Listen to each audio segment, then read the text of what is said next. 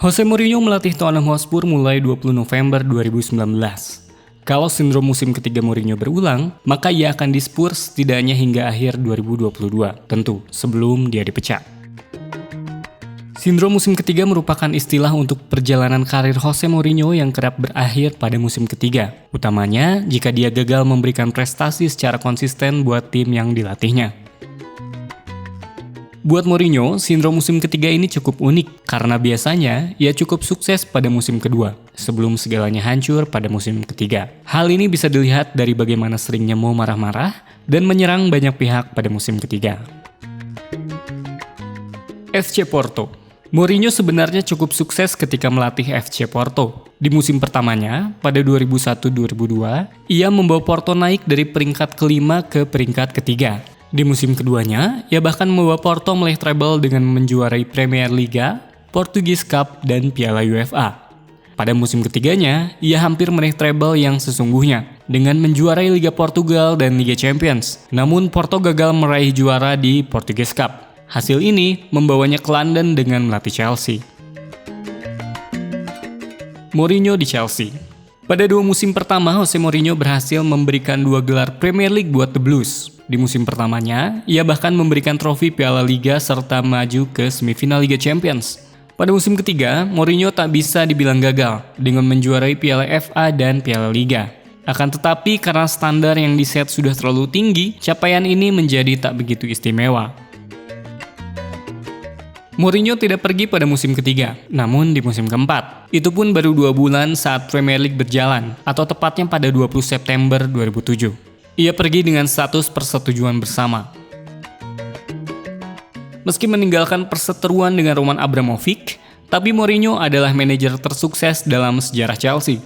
Mau memberikan 6 trofi buat The Blues dalam 3 tahun. Ia pun membuat Stamford Bridge begitu menakutkan, karena tak pernah kalah di kandang. Mourinho di Inter Milan. Apa yang terjadi di Inter Milan sebenarnya mirip dengan saat ia melatih FC Porto. Bersama Inter, mau meraih treble pada musim keduanya, atau pada musim 2009-2010. Setelahnya, ia bergabung dengan Real Madrid.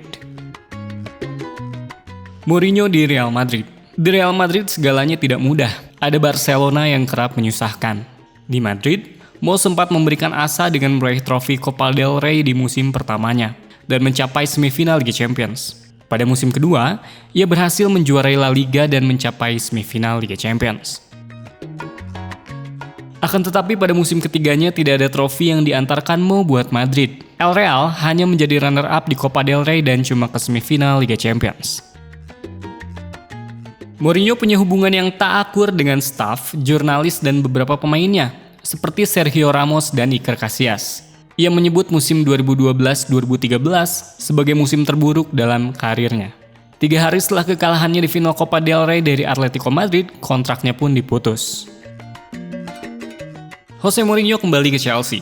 Tak lama menganggur, Mourinho balik lagi ke Chelsea. Puncaknya hadir pada musim keduanya, atau pada musim 2014-2015, di mana ia mengantarkan The Blues menjuarai Premier League. Selain itu, Piala Liga juga dimenangi oleh Chelsea yang dihuni para pemain baru, seperti Diego Costa, Cesc Fabregas, juga Didier Drogba. Pada musim ketiga, Mourinho menandatangani kontrak yang membuatnya akan tetap di Stamford Bridge setidaknya hingga 2019. Akan tetapi, penampilan Chelsea menurun drastis. Ia dikabarkan berkonflik dengan sejumlah pemain. Puncaknya adalah ketika ia memarahi dokter tim, Eva Carneiro. Pada 17 Desember 2015, setelah kalah 9 dari 16 pertandingan Premier League, kontrak Mourinho pun diputus. Jose Mourinho di Manchester United. Bersama Manchester United, Mourinho langsung memberikan prestasi instan, juara Piala Liga dan juara Europa League. Khusus Europa League, ini adalah pertama kalinya The Devils menjuarai turnamen tersebut. Di musim keduanya, MU hanya finish sebagai runner-up di Premier League. Akan tetapi Mo berujar kalau itu adalah musim terbaiknya. Pada musim ketiga, segalanya berjalan tak bagus. MU mengawali musim dengan buruk. Untuk pertama kalinya, United kalah 2 kali dari 3 pertandingan pembuka dalam 26 tahun terakhir.